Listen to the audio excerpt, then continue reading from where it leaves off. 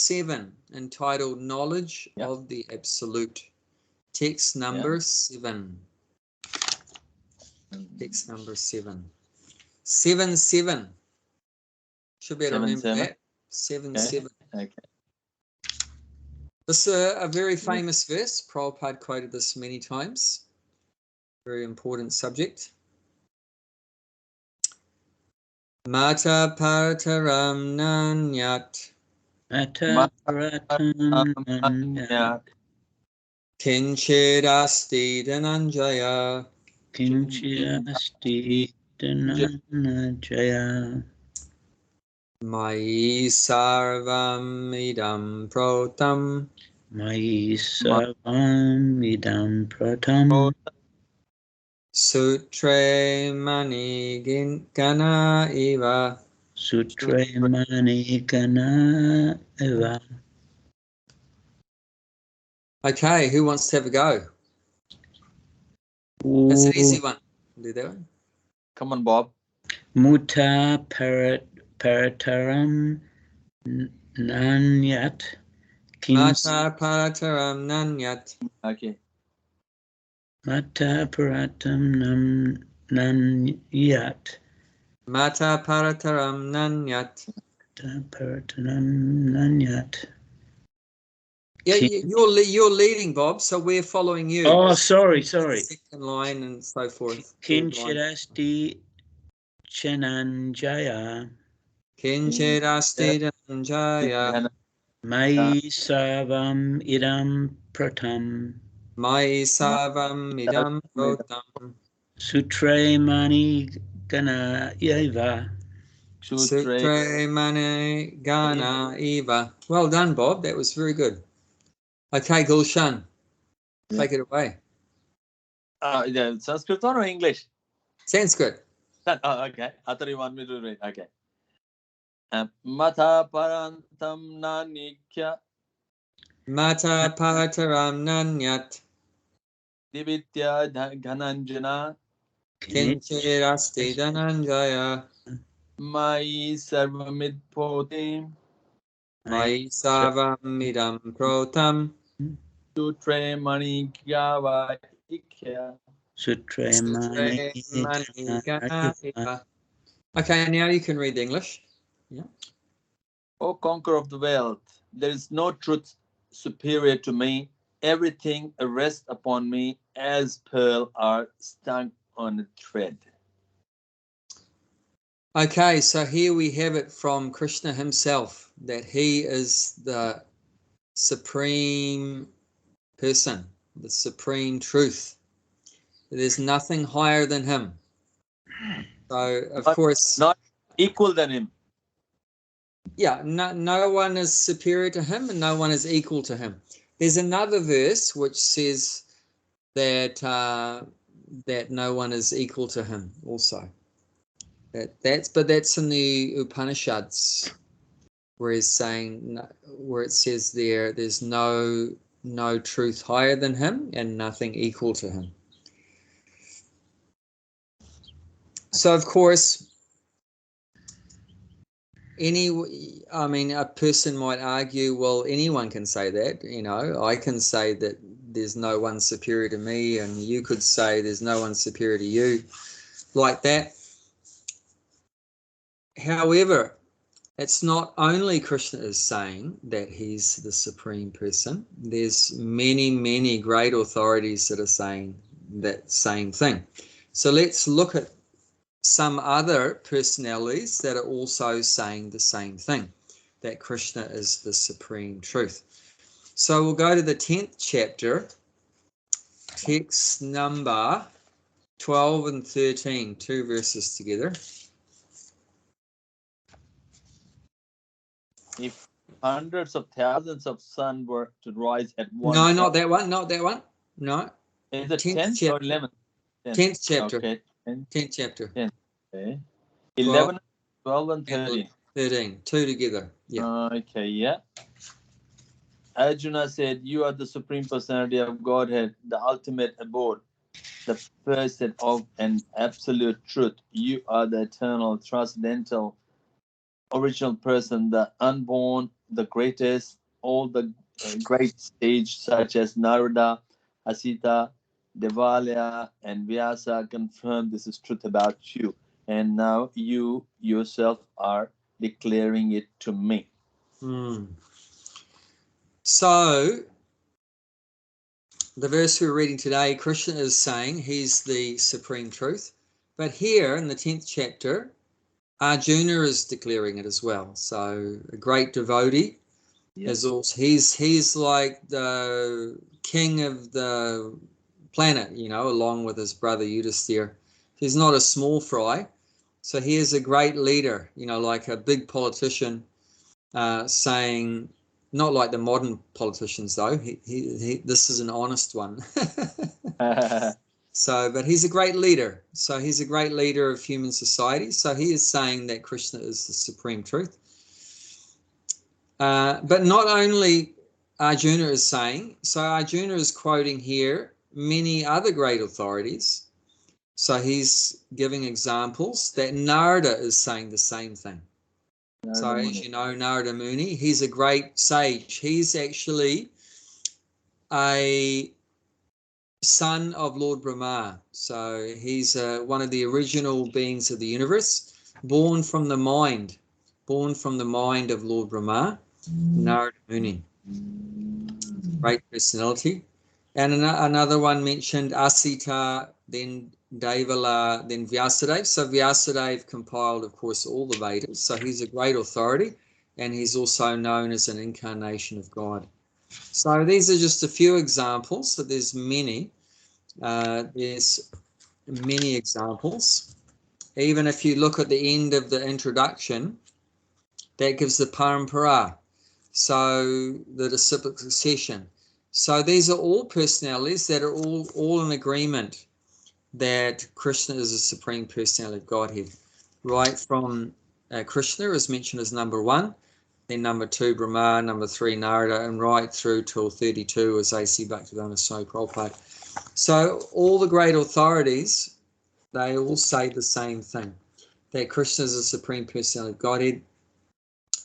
And like it's mentioned here, Arjuna is saying there in the 10th chapter, 12 and 13, the ultimate abode, the purest, the absolute truth. You are the eternal, transcendental, original person, the unborn, the greatest. So yeah, Krishna is saying, and Krishna's devotees are saying, all the great authorities in the universe are saying, even Lord Shiva is saying the same thing. Narayana Paravyaktat. That's one quote from Lord Shiva, saying that Narayan is the supreme. Lord Narayan is the supreme. There's another name of Krishna. So, and yet people still have the audacity to say that there's no God, or I don't know who God is. Many people would tell Prabhupada that, Krishna's not God. Some replies that Prabhupada would give to that. If you tell someone that Krishna's God, and they say, no, he's not, Krishna's not God. You know what Prabhupada would say sometimes to those people? No, I don't. Well, if you know that Krishna's not God, will you tell me who God is? And then do you know what they say? I don't know. They can't. They don't know. See, they don't know who God is. They don't know who God is. But so how can they know that Krishna's not God? You get Prabhupada's logic? Yeah. Yep. Okay, you say that Krishna's not God. Okay, well you give your opinion who God is. Okay, God is a blue Martian or whatever, a green Martian with antennas and pink spots or whatever. No, but they don't have any positive idea about who God is. So how can they have the audacity to say that Krishna's not God? If you're going to say that Krishna's not God, then you should say, well, no, Krishna's not God. That person's God, like that. But they don't know. They don't have any idea. So why do they say Krishna's not God? Do you know why? Envy. The envy. They hate God. They hate Krishna. So this is the disease in the material world, that people are envious of Krishna. And because of that original envy of God, of Krishna, what happens, to us? Because that's why we come to the earth, as we are envious with the Krishna. That's why we born. That original envy of Krishna, does that manifest towards anyone else?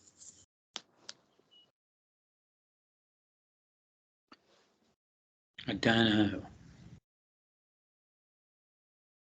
Yeah, because of that envy of Krishna, we become envious of others also. We become envious of others.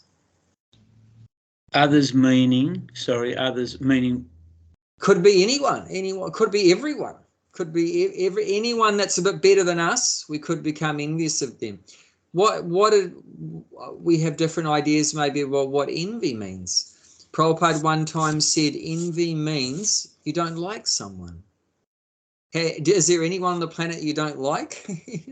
Many times there's many people we don't like, so that is envy manifesting in our heart, that we don't like, particular people. But that envy we have of each other in this world, the origin of that envy is our envy of Krishna. Therefore, if we become Krishna conscious, if we learn to love Krishna and serve Krishna, which automatically means you're not going to be envious anymore.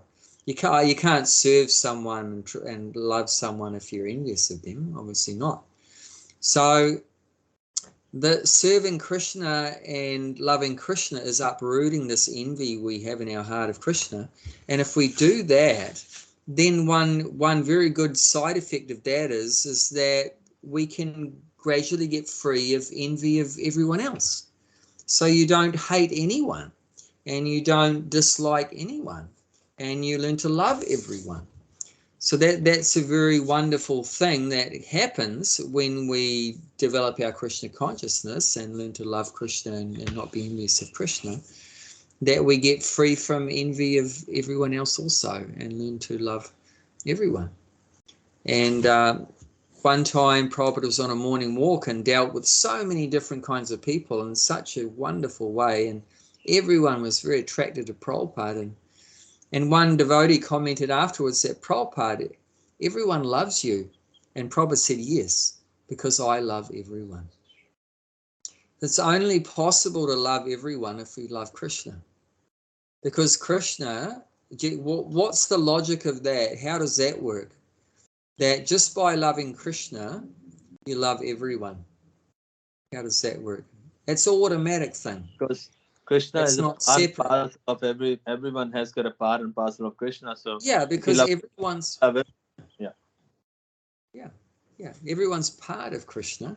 So if you love the whole, then obviously you love the parts. I mean, put up your hand if you love your body.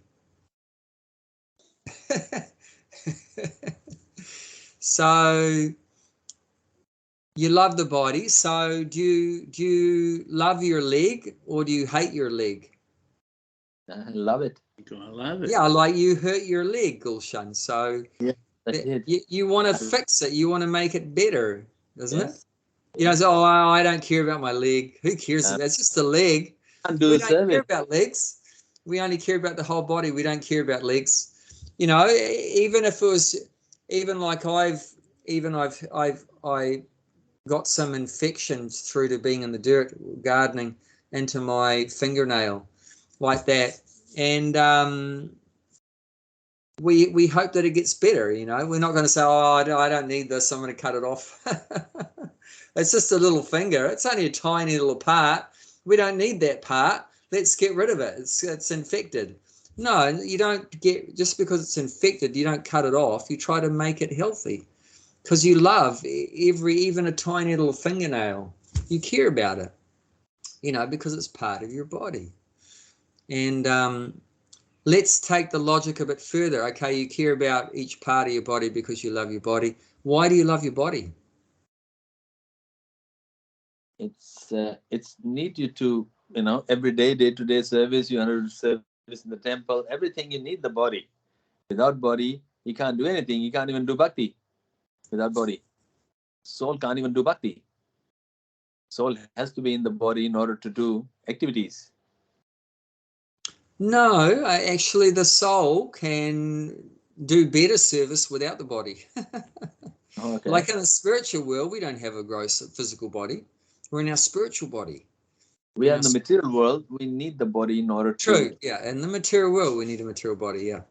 But actually, the soul doesn't actually require this body. Actually, the body is called an anartha. It's unwanted, undesirable. It's actually an obstacle for the soul, this body. It needs food, and it needs to give it some sleep, and it needs water, and you keep it clean, and it's always getting sick. And in a spiritual body, you don't need to sleep. You don't need to eat. There's no maintenance required. You can fly in the sky like Narada Muni. Why can he fly all over the universe? Because he's in a spiritual body. Narada Muni's in a spiritual body, so he can fly anywhere, go anywhere he wants. In a moment, he's there like that. He's not restricted like that. But why we love the body is because the soul is in the body. Because the soul is in the body, therefore the body is very precious. Because it has a relationship, a connection with the soul. The soul is in it. Therefore we love this body. Because we love the soul. Because we love the soul, therefore we love the body. Because we love the part of the body because we love the whole body. And we love the whole body because it has a relationship, a connection with the soul, which we love. Now, why do we love the soul? Because it's the part and parcel of Krishna. Yes, because we love Krishna. We love soul. Because we love Krishna, and the soul is part of Krishna, therefore we love the soul because it's part of Krishna. So actually, all of us, we have an attraction for Krishna. We have a love for Krishna because that's there. Therefore, we love the soul. We love the soul. Because we love the soul, we love the body. It's like we love the body, we love each part of the body, like that. So even people doesn't believe in the God, they still have a connection with the Krishna. They don't even know, unknowingly. So unknowingly, yes. Unknowingly, yes. Unknowingly, yes. Otherwise, we wouldn't care about this body. Otherwise, we wouldn't care about the soul like that if we didn't have that love there. So these are good things to think about more deeply. Only devotees think about these things. Non-devotees never think about any of this stuff.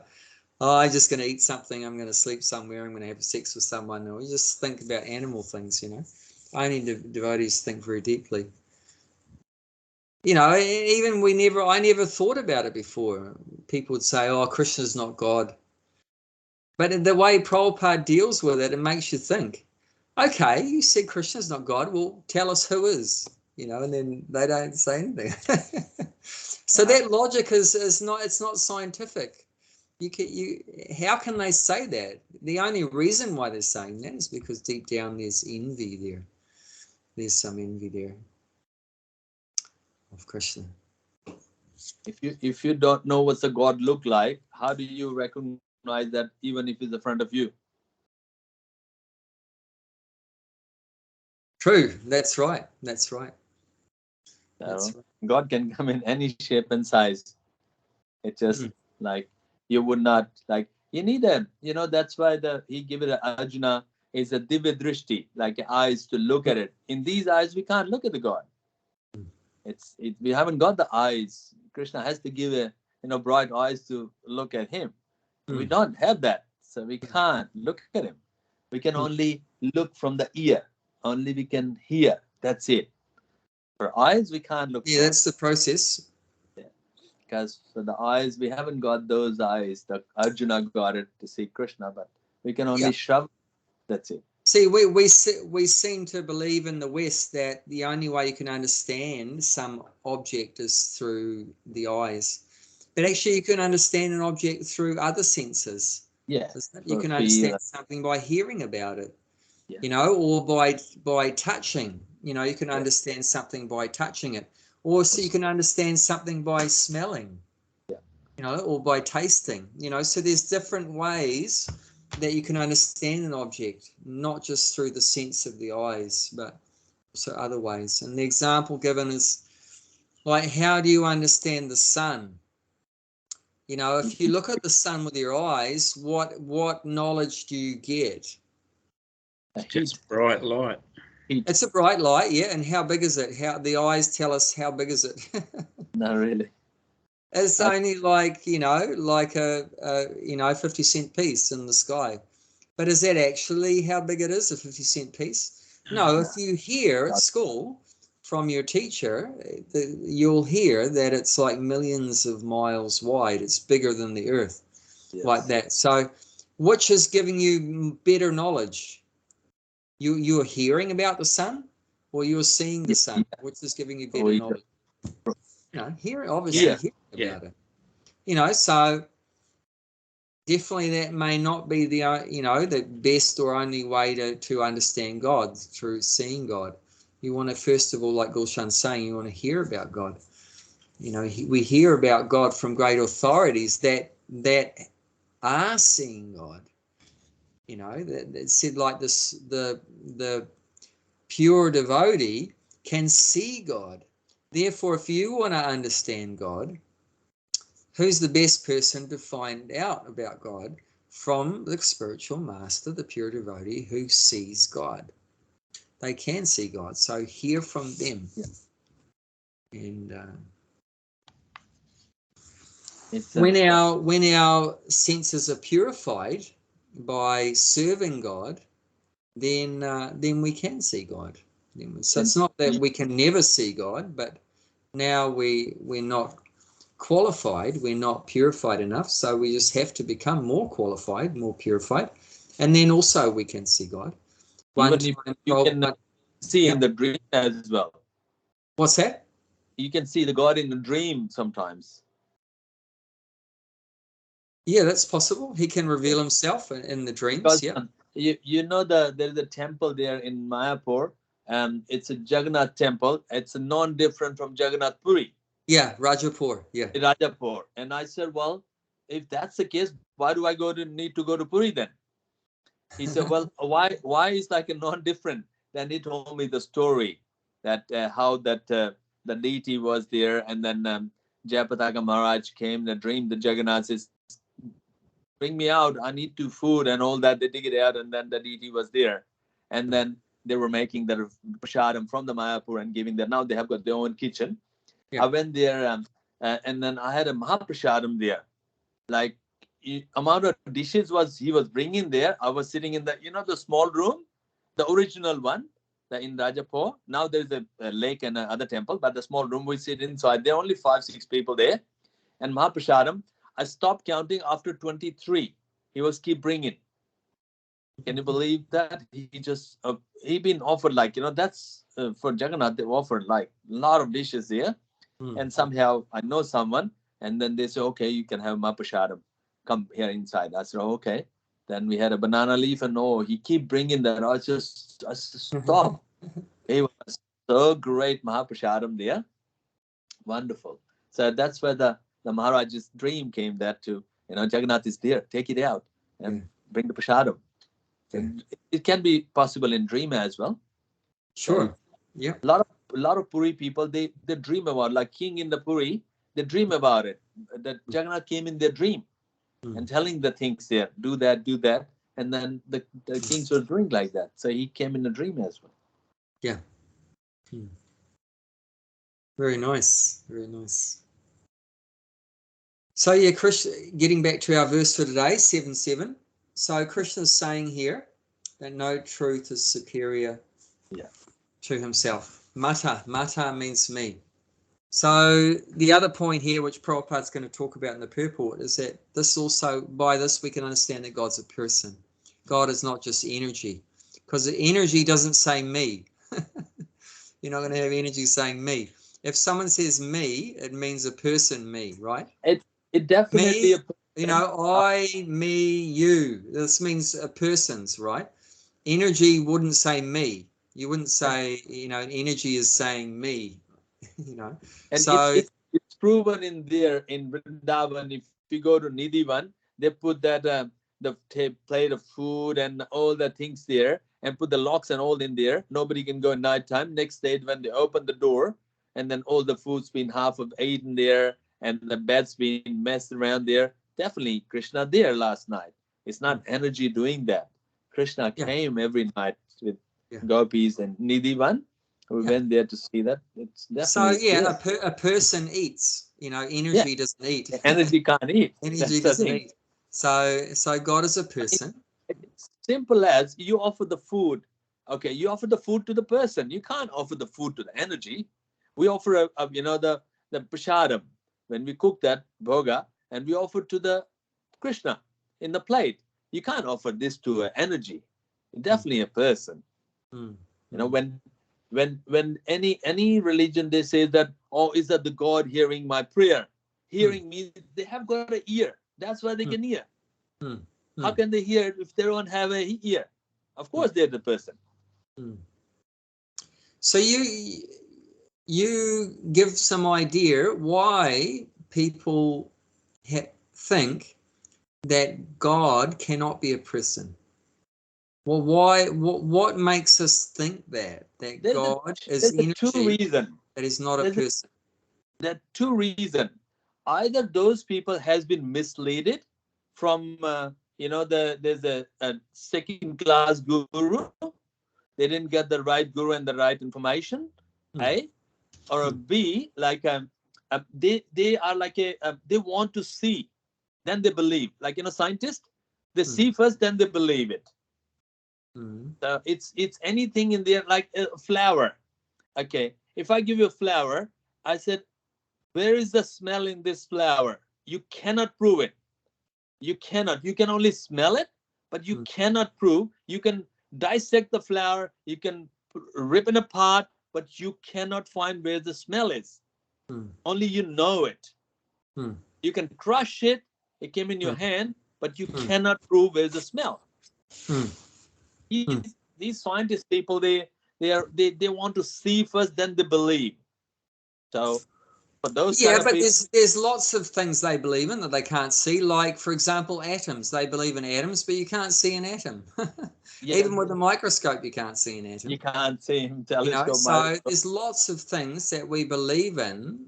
You know, like we believe in energy, but we can't see energy. You know, so there's another point that. Okay, we presented this idea that God is a person. So obviously God is unlimited. So okay, unlimited person? No. Then we think no, God is not a person because God is unlimited. So how can a person be unlimited? Because I'm a person and I'm limited. See, that's where we go wrong. Our logic is that we hear that, okay, God is a person, and we say no, because, well, I'm a person, right? God's a person, I'm a person, but I am limited. Therefore, God cannot be. That's the logic. God cannot be a person because God is unlimited, and a person is limited. I mean, I'm a person, I'm limited. Bob's a person, he's limited. Gulshan's a person, he's limited. Bhakti Mala's a person, she's limited. Right? Kali Krishna is a person, he's limited. God is a person? No, it can't be because limited, right? You know, so that's the logic. My experience is telling me that every person is limited. So God is unlimited, therefore God cannot be a person. So that's the logic that we're following. But you did 1 + 1 = 3. You know, you made a mistake. That you know, because we said, you know, within our experience, every person is limited. But have you experienced every person? No. How do you know there's not persons beyond your experience that are unlimited? You know, just because you've never seen a person that's unlimited, that doesn't mean that there isn't an unlimited person. That just means you haven't experienced it. You know, but so we haven't even seen everyone on this planet, let alone on other planets, let alone on other universes, let alone beyond the universes. So that's the thing. So this is where Prabhupada gives the example, frog in the well. Do you know the frog in the well story? I know. It's like one day there is a fish came in the well, and then fish was No, not a fish. No. This frog, his whole life, his whole life, he's lived in a well, right? It's like a 3-foot well, you know, and with a bit of water on the bottom. So one day a frog came to his well from the Atlantic Ocean. So the frog had been to the Atlantic Ocean, and the frog, the new frog from the ocean said, "Hey man, there's this massive amount of water. And the frog that's always lived in the well said, "What do you mean more than this well? What you mean like?" And then he inflated his chest, right, his stomach, because frogs do that, right? They blow up their stomach. So he blew himself up. Like, you mean like twice as much water as in the well? No, more, a lot more, you know, 3 times. No, more, 4 times. And then eventually he blew up, you know, the frog exploded, you know, because he just can't. My story was different. 5 times, 10 times, you know, you know, the Atlantic Ocean is unlimitedly more water than what's in the well. But your whole life is just stuck in the well. How are you going to know? How are you going to think about the Atlantic Ocean? You're not going to know. You can't, because you can only think about what you've experienced. Like that frog had only experienced that little 3 feet water. He's never experienced a big ocean. Even touching the both walls of the well. He said, Good example. Is it bigger than that? Example. Then he said that you're lying, because he never imagined or picture it. He said you're lying. He couldn't accept what the other frog was saying. You know.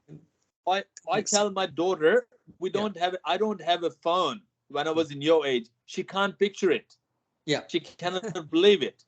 I said, we don't have a phone. I did not have a phone when I was in your age. She said, really? I can't believe it. I can't picture it, because she's seen the day she born, she's seen the phone. Yeah. She never know there was a life before that. Yeah. So this is the problem, that we're so caught up with our limited mind and senses and what we've experienced, and immediately it's beyond our experience, then we just write it off. You say that God is a person named Krishna, and he's got like 2 arms and 2 legs and 2 eyes and everything. No, that's not true. You know, that we think that, that Krishna must be limited. No, Krishna is unlimited. You know, isn't it one time Mother Yashoda had heard that Krishna had been eating dirt. So to check that, she looked in Krishna's mouth. And what did she see inside Krishna's mouth? The whole verse along herself as what she's seen inside the mouth. Yeah, and all the demigods and all the earth and water, fire, air, space, everything like that, all the elements and everything like that. And so you know what she said? She believed somebody did spell on my son. Somebody did a spell on him. And then she don't believe that, like, you know, he's got everything is in his mouth. Is somebody spell on him? Have to be put that a bit of a, you know, the incense or something to take, because she's just so much fall in love with her son. So that's why. But Krishna Leela was there. Next moment she forgot everything. There was a Leela from Krishna, and she showed that, and then next moment she forgot what she seen inside the mouth. Yeah. So like that, Krishna, we can understand that. Well, we can't really understand, but we get some little grasp that, you know, Krishna's an unlimited person. Krishna's an unlimited person. And so then, okay, see, by that, we immediately write it off that God is a person. Because I'm a person, I'm limited, so God can't be a person because he'd be limited. And so why do we think, so then what we think is that God is energy. So then what's the logic behind that? Why do we think God is? We can understand now why we think God is not a person. So why do we think that God is energy? Would it be because as energy he could be anywhere? Yeah, like just look at the sky, right? As energy, right? It has no form. Yeah. The sky has no form, and it's like it seems like it's unlimited, right? It seems like it's unlimited. So that's what, or like sunlight, right? The sunlight it has no form. It's not a person, and it's unlimited. And the air also, there's no form. It's not a person. It's unlimited. So we have this understanding that energy is unlimited and a person is limited. So you get the idea? Person is limited, isn't it? Yeah. Like there's stuff outside of the person, right? Yeah. All this air is around the person. There's stuff beyond the person. Whereas air or space or this, sky, sunlight, whatever, it seems like it's everywhere. It's unlimited. That must be what God is. God is unlimited, right? So he must be like light. God must be like light or the sky or something like that. It's just energy. So that's the logic by which we're coming to the idea that God is energy, is not a person. So that's what's going on in people's minds, which is bringing us to the conclusion that God is energy, is not a person. Okay, let's look at that same example, that we think God is energy, like sunlight is everywhere, like that. Okay, but when you talk about sunlight, there's some other things related to sunlight, like the sun planet, right? There's actually three things. There's sunlight, there's the sun planet, and what's the third one? Would it be heat? That's another energy. Yeah, heat and light is the sunlight has heat and light, and then there's the sun planet, which has a form. So there you go, a form. The sun planet has a form. But then more than that, there's a sun god. Within that sun planet, living on that sun planet, is a controller of the sun, named Vivishwan or Suryadev Narayan. He has different names like that. There's a person. So the planet has a form, and also the person that controls that planet has a form. So which is more important?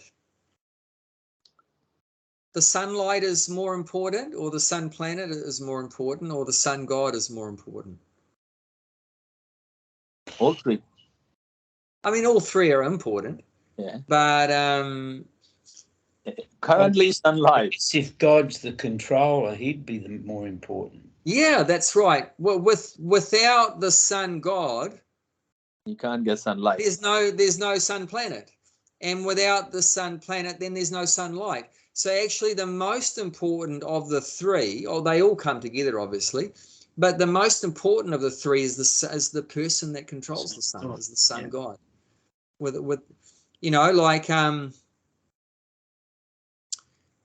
like there's energy, right, coming from this body. Now there's words. This words, right, is energy of this body, right? And the vision that comes from this body, that's also energy. And sometimes you burp, right? That's energy. Sometimes you fart, that's energy. Sometimes you urinate. I fart too much. Sometimes after you have dal and stuff, sometimes you urinate, that's energy. But all these energies are there.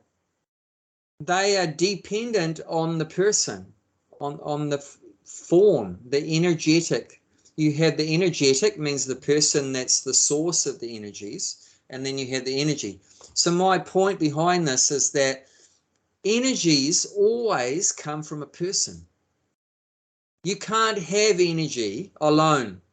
Like you can't have sunlight without a sun planet. You can't have sunlight without a sun god. You can't have farting, burping, hearing, talking without a person.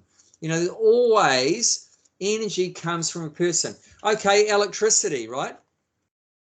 There's energy, right? But it also comes from a person. I mean, a person made this stupid lamp.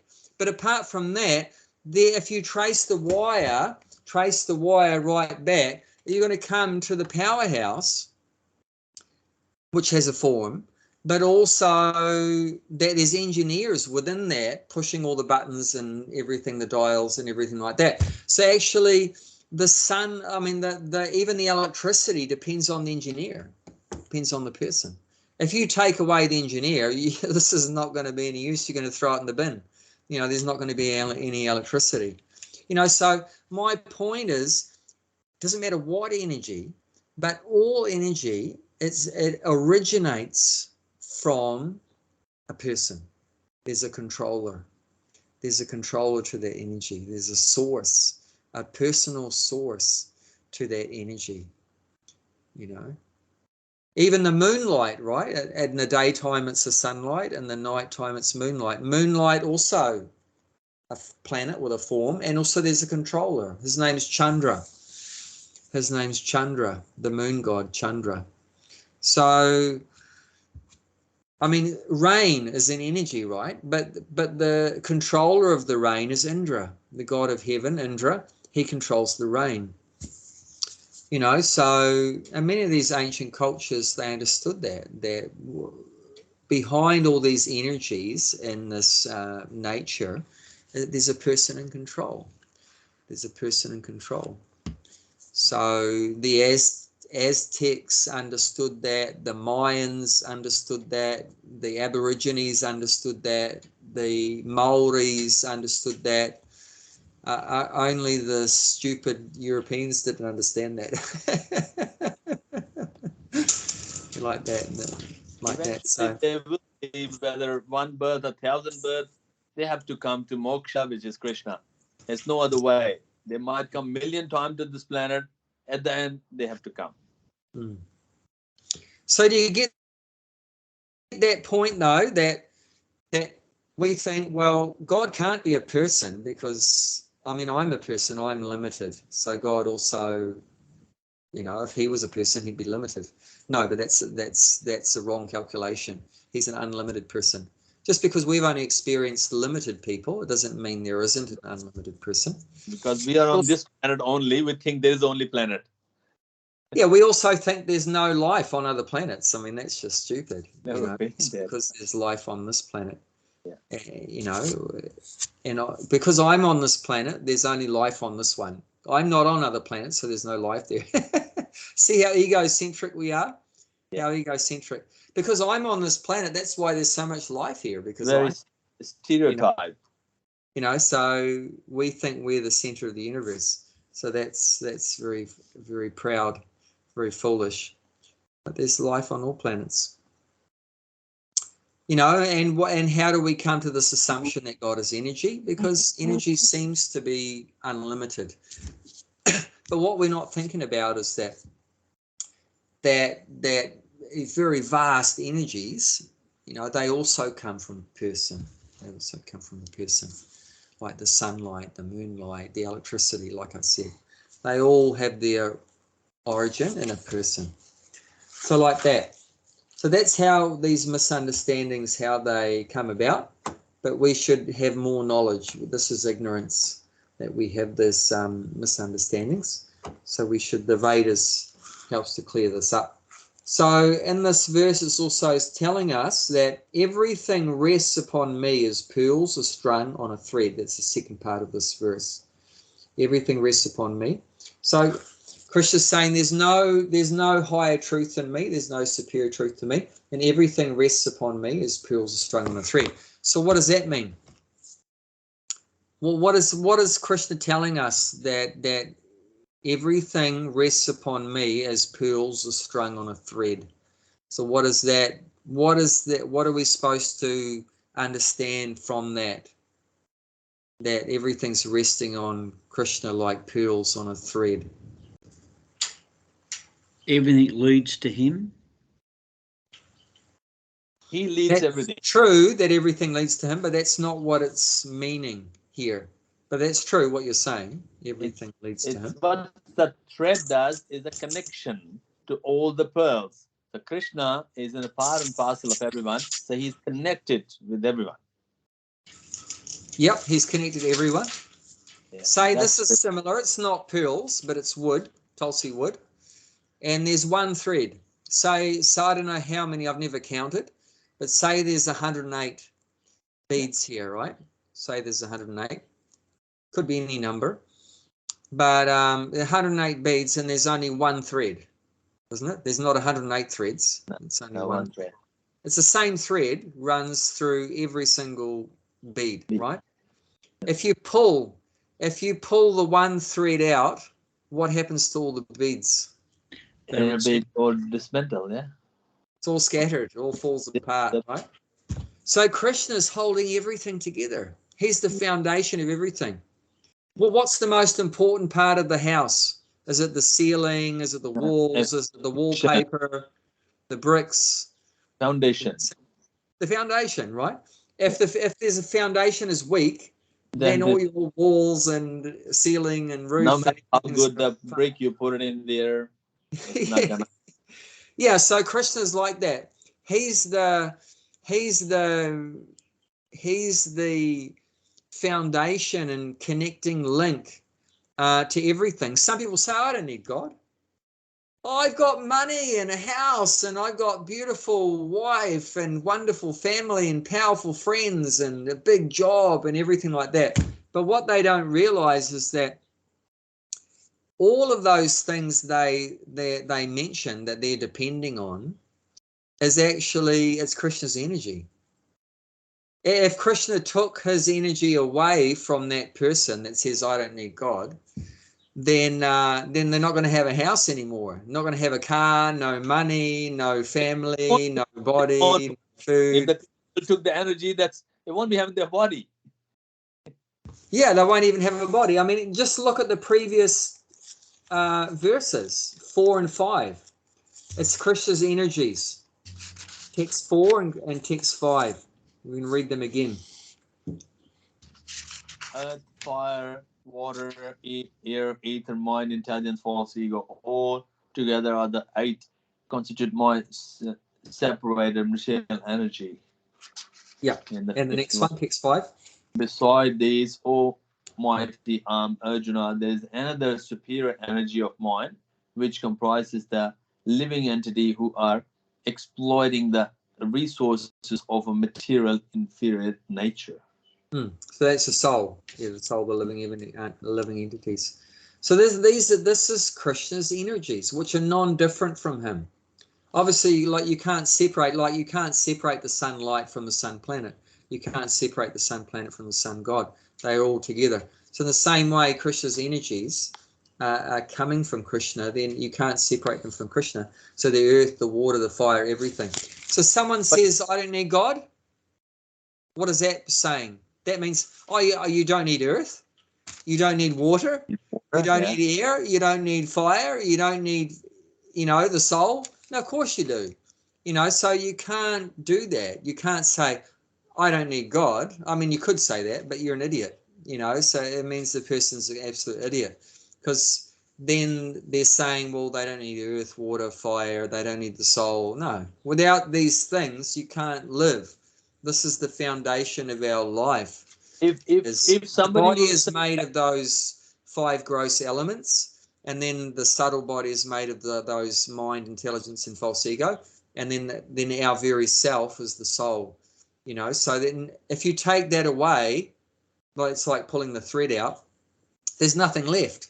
If you put minus earth, minus water, minus air, minus fire, like that, minus space, minus the soul, minus the mind, what's left? Nothing. So that's insanity to say I don't need God, because God is everything. God, which includes his energies, is everything. So I don't need God, then there's nothing left, So even if you take one thing out of that air, nothing left. You won't be breathing. Yeah, you've got about 30 seconds to live if the air is taken away. So like that. So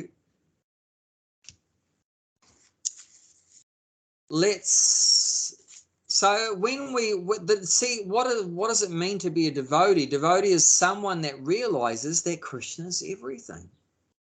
Krishna is everything. So then once you realize Krishna is everything, there's nothing except Krishna, then what should be the natural result? What should be the natural conclusion after that? You won't be envious. Well, you won't be envious. Then the story will start. If you're not envious, that is the main thing. If we're envious of Krishna, but we're part of Krishna, what does that mean? That means you're envious of yourself too, right? Yeah. Do you get what I'm saying? We think we are apart from Krishna. If you're part of Krishna, how can you and be you're envious of Krishna, then that means you're actually acting in hatred of yourself too, because you're part of Krishna. So if you hate Krishna, that means you hate yourself, really. So let's talk about what a lot of New Age people talk about: self-love. Yeah. Right? Self-love. Oh, you should give self-love. You love yourself, right? But if you love Krishna, you automatically love yourself and everyone else. But if you don't love Krishna, that's the point. Can you really love yourself? No. You can't truly love yourself unless you love Krishna, because you're part of Krishna. So talking about self-love without loving Krishna, it's not real. It's just talking about it. But you're not actually, it's not true self-love, because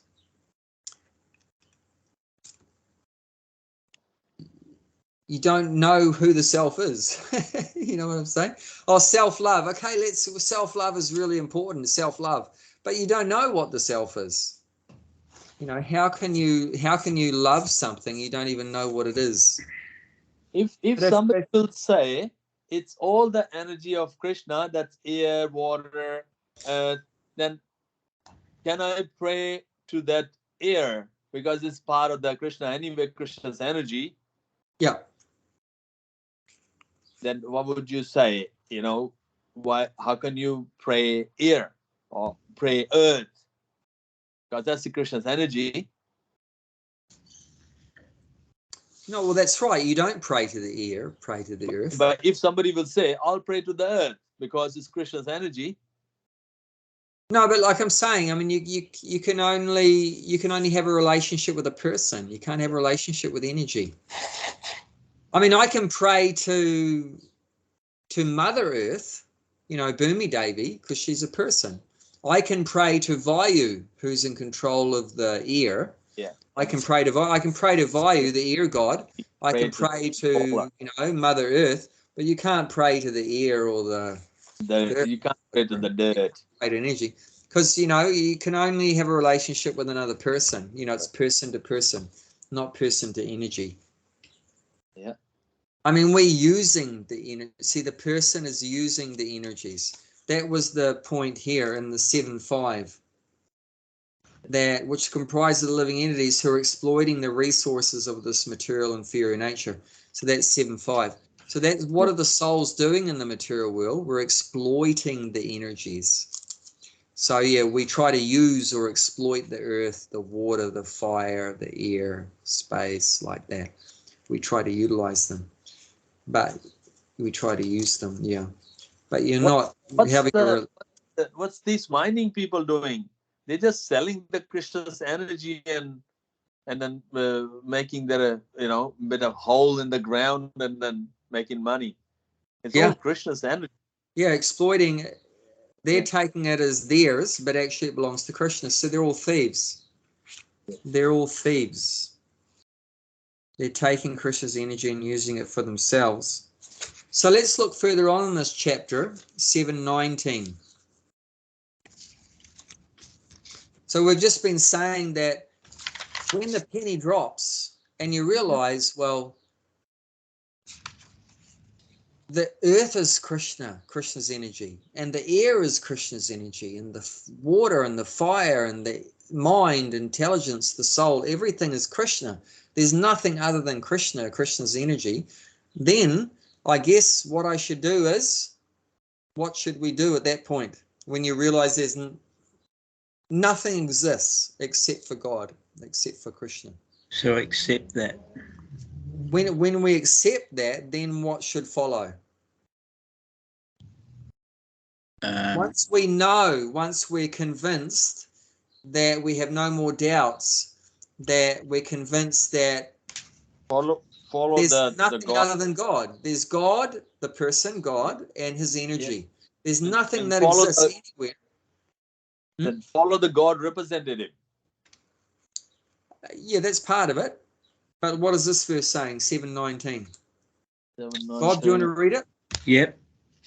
After many births and deaths, he who is actually in knowledge surrenders unto me, knowing me to be the cause of all causes and all that is. Such a great soul is very rare. Yeah. So once you know that Krishna is the cause of all causes and all that is, then what will the person do? Surrender. Surrender. And normally, like it's saying in this verse, normally it takes many lifetimes to come to that point. And after many lifetimes, finally the person realizes there's nothing except for God. I should just surrender to God. It's like when the policeman put the gun on your head, what do? Surrender. That's all. You got no other way to go. There's nowhere else to go. Other than Can I make a phone call? You can't say anything else. Just surrender. Put the hands up. Done. Doesn't matter where you go. Krishna's everywhere, and his energies are everywhere. There's nothing other than Krishna. So if that's going to be the result, that after many lifetimes, Bob, after you have many lifetimes, and Gulshan, after you have many lifetimes, finally you're going to have full knowledge that Krishna's everything, and you're going to surrender to Krishna. So knowing that's going to be the result. You take birth and you die, take birth and you die, take birth and you die. A little bit more knowledge, bit more knowledge, bit more knowledge, bit more knowledge, bit more knowledge. And when your knowledge is full, you realize that there's nothing except for God, and then you surrender to God. So knowing that process is there, that after many, many, many, many lifetimes, you're going to end up, where are you going to end up? Surrendering to God. Yeah. So now that you've heard that, what should we do right now? Surrender. Surrender now. What the point is, why wait for many births? Put your hand up if you want to take many more births and deaths. So why don't we surrender now? If that's going to happen anyway, that's what this verse is saying. Yeah. It's going to happen anyway. Yeah. Sooner or later, after many births and deaths, when you at the end, you're going to come. Not stupid anymore. When you get some knowledge, you're going to surrender to Krishna. So the point is, well, now that you know that, you're going to end up surrendering to Krishna anyway. Well, why don't you surrender now? That's what we should realize. And when is the penny going to drop? We are ignorant. Then there's nothing other than Krishna. I should just surrender. You save a lot of time and hardship. Hands up. That's why we put our hands up. Hare Krishna. Hare Krishna. So that's for intelligent. We should. If that's going to be the conclusion, that I reincarnate many, many times and eventually I'm going to surrender to Krishna, well, why don't I just do it now and then bypass the many births and deaths? In between the birth and death, there is a disease and old age as well. Of course. So are those things that we like? Do you want to do that many times? No, I don't want to do it. Very old. She barely walk. Yeah. And then she got no meat left on the bones, and she said, "My bones are hurting because the body is just chewing the fat." It's just like she just very barely walked to the toilet. That's it. Just watching TV and then reading Ramayana, Mahabharata, and then Gita and all that. She just like when the fruit is ready to be dropped from the tree, that's what she is. But I don't know, whatever the final authority from Krishna, until he say she can't. She been diagnosed with cancer 4 years ago, and doctor was saying that 6 months. That's it. And it's been 4 years. Yeah. So final authority is Krishna. Yeah, not the doctor. Yeah, that's the doctor. Right. We were just all amazed, and we're looking and nothing much we can do. I was just telling them, praying to Prabhupada, it's time to go for my mom. But I don't know when, but yeah, very hard. So we're seeing that the cycle of birth, old age, disease, and death is very painful. So why do we want to keep doing it over and over again, and then finally, after a long journey, we end up surrendering to Krishna? Why don't we just do it this life, and then no need to have more births and deaths?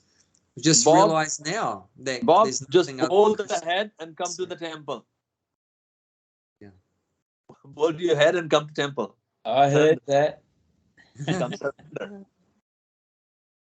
No, in the Bhakti tree, also Krishna's everywhere. Krishna's in the Bhakti tree Yes. too, not just in the temple.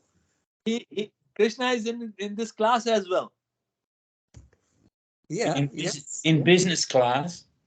Now it's in this Bhagavad Gita class, it's in Abe's mouth. It's, Abe Prabhu cannot talk anything about Gita or anything until the Krishna can reside on his tongue. True. Yeah, that's 100%. right. He cannot say a word until the Krishna allows them. Yeah. So I've experienced that Krishna actually. One time I got proud, and I couldn't speak. Nothing came out. It was amazing. Yeah. I got puffed up thinking that I'm very good speaker and everything like that, and Krishna just smashed me. And then I went to give another class, and I opened my mouth and nothing came out, like literally nothing. It was like this empty between the ears, just completely empty. Wow. So that was an amazing realization that actually we're not speaking, it's Krishna's mercy. Krishna will come and sit on your tongue, then you can talk about Gita. Otherwise, how dare? Who am I or who are you to talking about Gita? The one is come out of the Krishna's mouth. Oh, that is so special.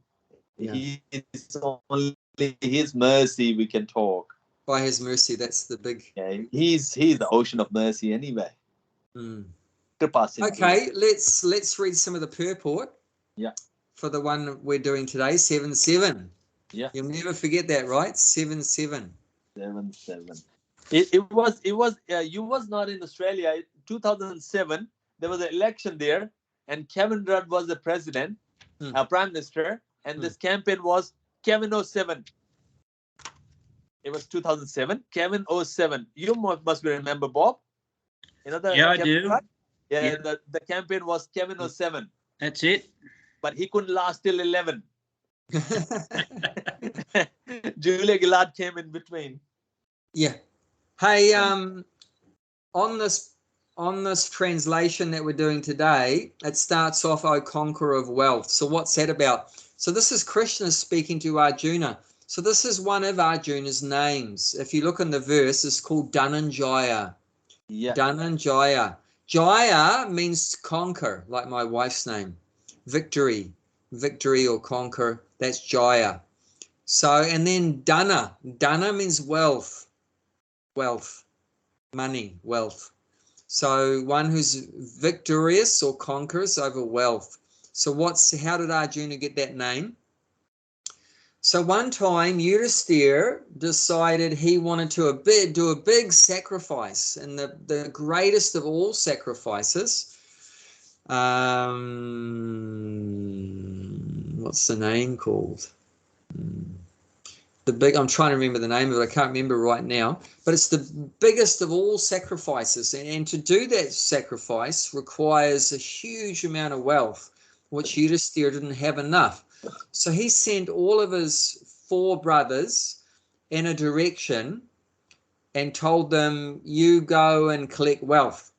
So like he sent Bhima one direction, and Arjuna one direction, Nakula another direction, Sahadev another direction. So that's 4 directions. So he sent them all over the planet, and they all collected wealth. However, Arjuna collected a huge amount of wealth. He approached different kings and asked them to give some taxes, some revenue towards the Kingdom. Yudhisthira, for the Yudhisthira. And it means that if you're giving the money to them, you're accepting that Yudhisthira is the emperor. But if you say no, if you say, I'm not going to give the money to Yudhisthira, then there's going to be a fight. Then one of those brothers, like Arjuna or Bhima, is going to fight that king. And then, of course, when the king is defeated by Arjuna or the others, then they have to surrender the money like that. So either voluntarily you surrender it or forcibly you surrender it. But they're so powerful that they just defeated everyone in all directions. And then all over the whole planet, then Yudhisthira was accepted as the emperor of the whole planet. Of course, all the different little provinces previously, they all had their little kings. Yeah. You know, say for example, South India, there's a king. You know, East India, there's a king. That's the, West it's India, a there's a full king. example. When There's a Britishers king. was there, Britishers was collecting the tax for all these kings. If you're not given the tax there, and the British army attack, and in this case, either they have to surrender, start giving a tax, or fight. Yeah. So the same principle, that's always been done like that. Right. Like that. But yeah, Arjuna, he became famous for collecting so much wealth and defeating, conquering the kings and collecting all the wealth. So he became known as Dhananjaya because of that. And okay, so Bob, do you want to start reading the purport, please? Sure. O conqueror of wealth, there is no truth superior to me. Everything rests upon me as pearls are strung on a thread.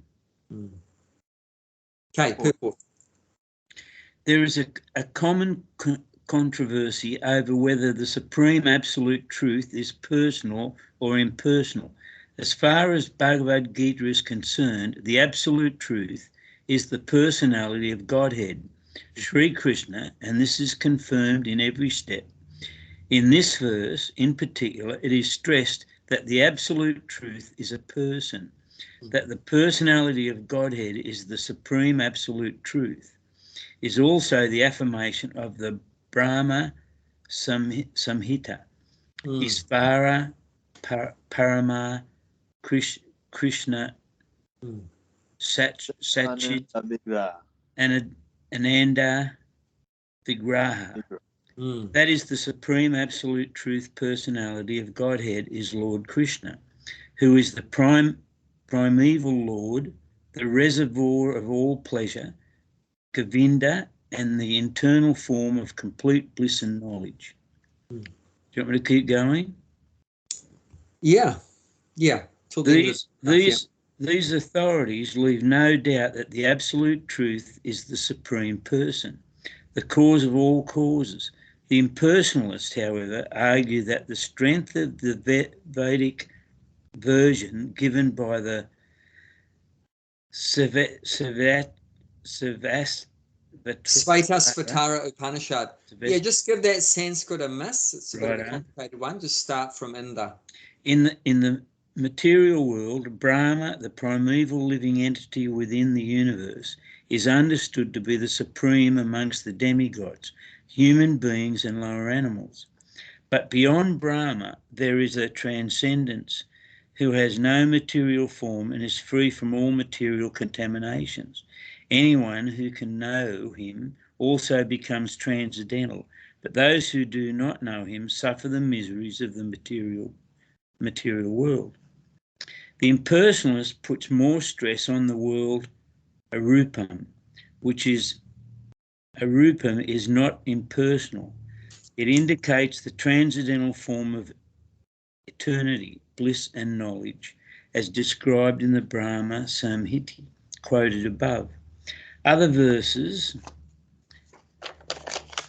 I'll just go to the English here. Substantive, this is follows.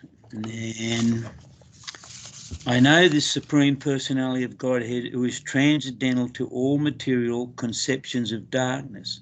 Only he who knows him can transcend the bonds of birth and death. There is no way for liberation other than this knowledge of the supreme person. There is no... Hey, hang on.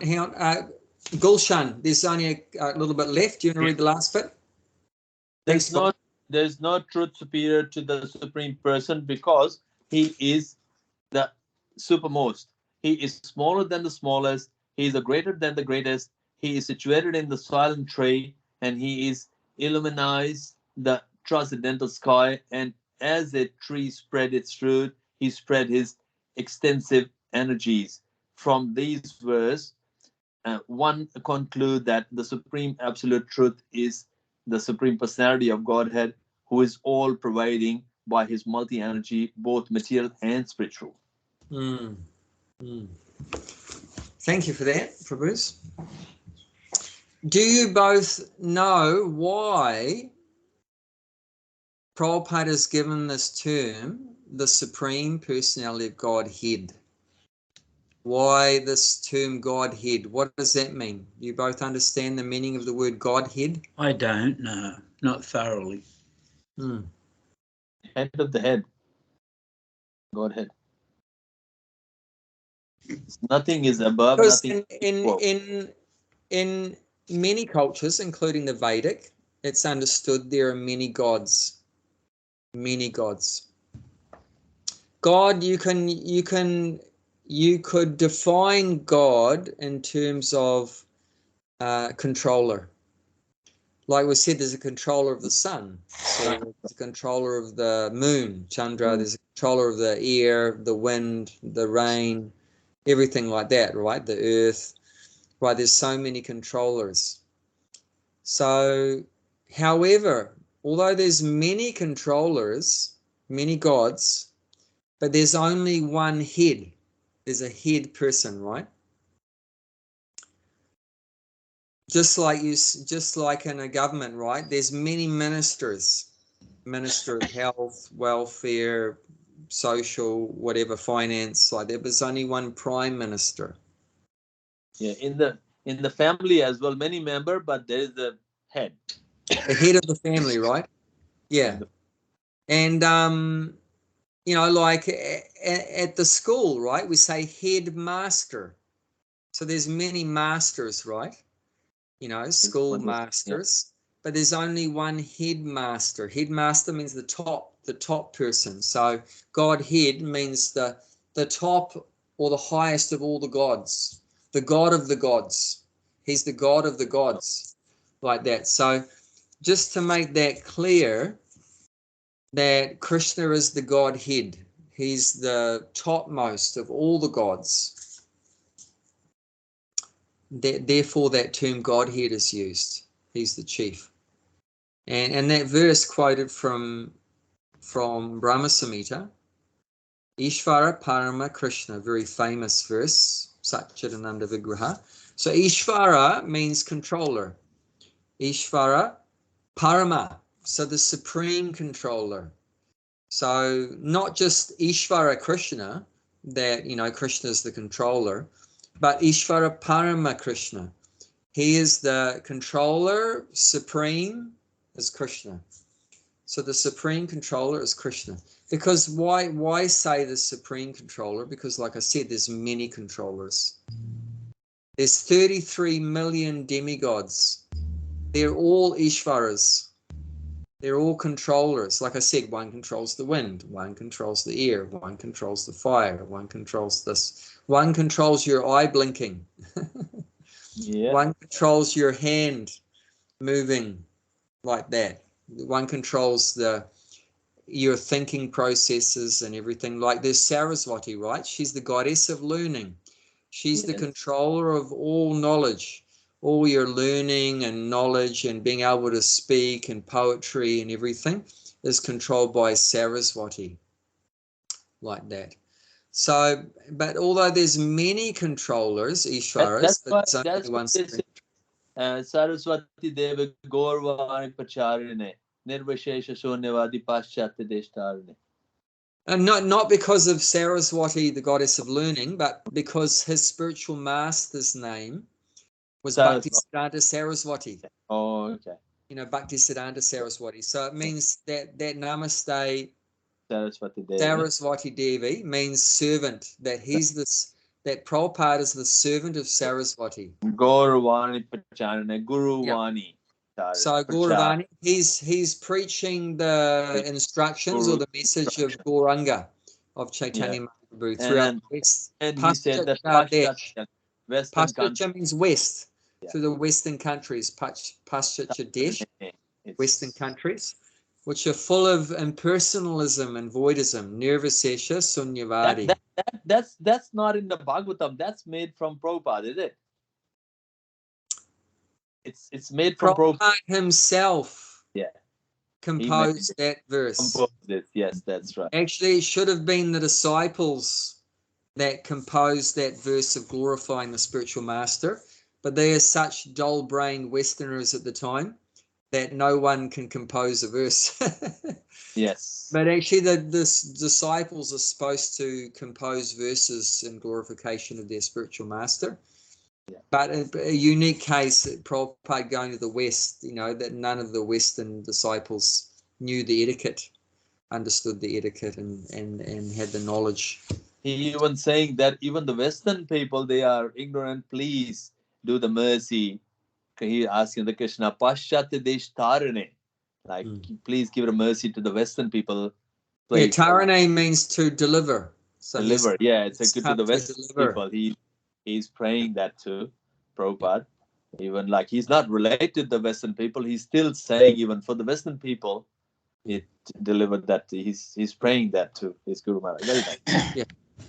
And deliver them from what? Like I said, nirvishesha sunyavadi. So like we've been talking about, deliver them from this idea that God is not a person. Yeah. That's nirvishesha, that God has no form.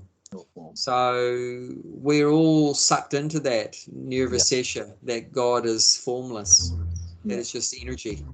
So, or that there's no God, and that's sunyavadi. That either that's Buddhist philosophy. So we went down that path that there's no God, or otherwise we went down the path that there is God, but God is just energy. So and both of those are wrong, so Prabhupada has come to deliver us from this ignorance, and that's the cause of all our suffering, that we've turned away from God, and that we blaspheme God and angry against God and envious of God and everything like that. Yeah. So that's very unfortunate. Well, that's your puppy dog. Puppy dog saying 4:30. Yeah, because Gianty's just returned from Auckland with her parents. So she's been away for. Excited. So now Vajra is very excited now. Not only one person has come, but 3 people have come. So he's thinking, your in-law as well? What's that? Their parents came as well, Jayanti's parents? Yeah, her parents have come. So they're planning to spend more than 1 month here. Wonderful. That's great. You'll have a company. Yeah. They're very nice people. I heard that. They're very nice. The devotee. Yeah. Very good. Yeah. They're going to get a taste of simple living. Simple living and high thinking. I hope we can help with the high thinking, but at least, of course, because they know the sword. They don't worry about the case. When you buy the sword, you don't worry about how good the cover look like. You only want to see how that sword is. Yeah. Isn't it? So they want to see inside these clothes who's Abhicharan. Don't worry about what you have wearing or not. Nothing. They want to see the actual Abhay. So that's the things. Yeah. Anyway. Well, that was lovely to get together again. And glad to have you back. But I'll talk to Bhakti Mala. Is she that busy?